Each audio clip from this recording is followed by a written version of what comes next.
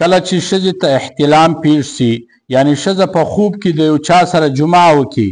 ښځه خوب ویني، په خوب کې د یو چا سره نزدېکت وکړي، جماع وکړي، آیا اوس پر ښځې باندې غسل سته او که یا؟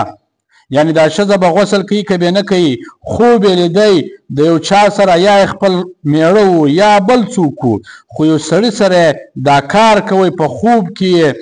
جماع کوله، اوس پر دې باندې غسل سته او که یا؟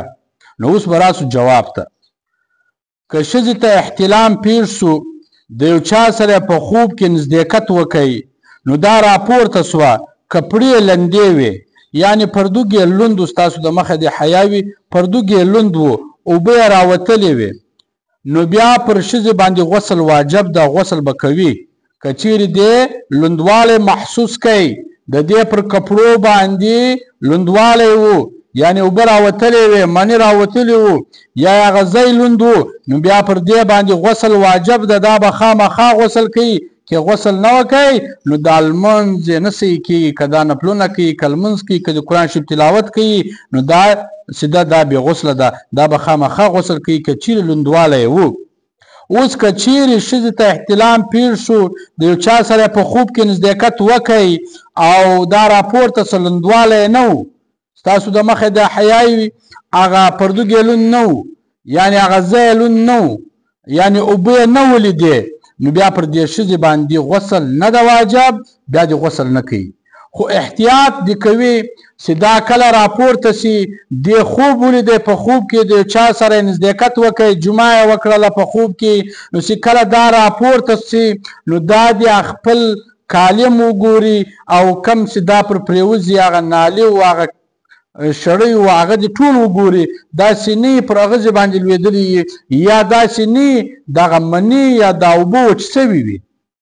پر دا پردوګ باندې یا پر کپړو باندې دا سم وګرځېږي، داسې نه وچ سوي وي، نو دا دې وګرځېږي، ځکه پر دې باندې بیا غسل واجبي. که چیرې دا مني ور باندې و او وچ ولو، یعنې مني ځینې راوتلي و، نو پر دې ښځې باندې غسل دا واجب ده، دا به غسل کوي. هدایه صفحه نمبر 1 جل نمبر 1، فتاوا هندیه صفحه نمبر 14 جل نمبر 1. نو په دې کتابو کې داسې لیکلي دي ښځې ته هم احتلام راځي، لکه نارینهو ته چې نارینه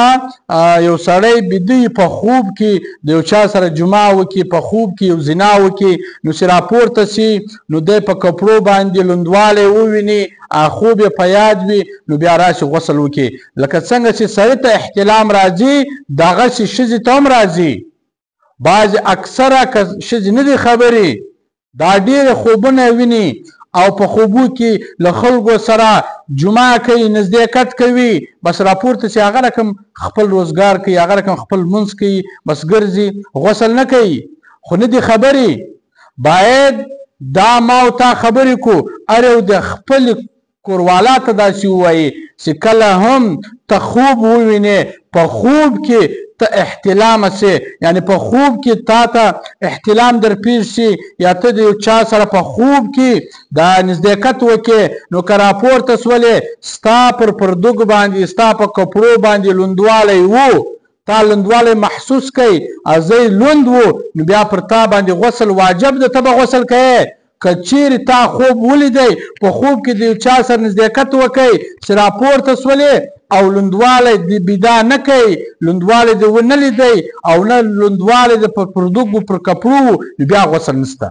که چیرې لوندوالی دې و، یعنې ستاسو د مخه دې حیا وي په بار بار، یعنې که دې خوب ولیدی، راپورته سوه، پردوګ یې لوند و، هغه ځای یې لوند و، بس دا به غسل کوي. شی به کوي، غسل به کوي. که لوند نه و، بیا غسل نشته ورباندې.